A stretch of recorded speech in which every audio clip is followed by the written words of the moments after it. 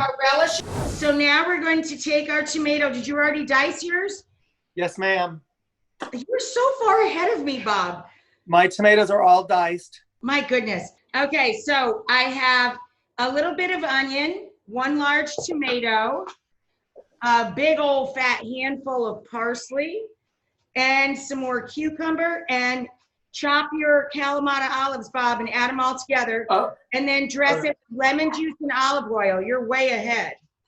Oh, I didn't chop my calamatas. All right, chop them.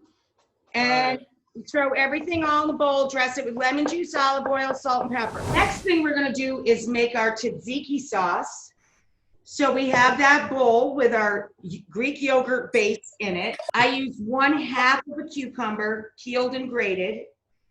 A teeny tiny, like 3/4 to a scant teaspoon, little tiny bit of cumin. Yep. Okay. We're gonna add the juice of a lemon. The whole lemon, right? Yeah. You know what my favorite part of the tzatziki is the dill. I always add a little too much, a little more dill than I'm supposed to. Yeah, put in a fat handful. I agree with you. A whole load of dill and mint. Yes. I love mint. And there's your tzatziki. Do you see mine? Look at you.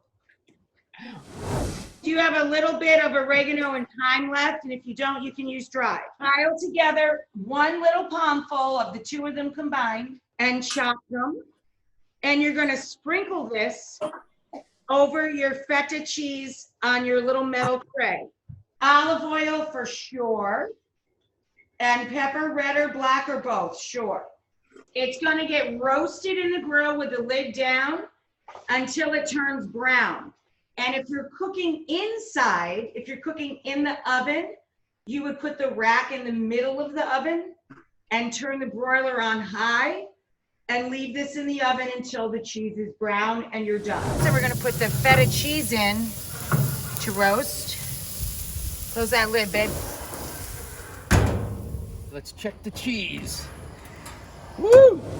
The cheese you just cut into big old chunks with a sharp knife.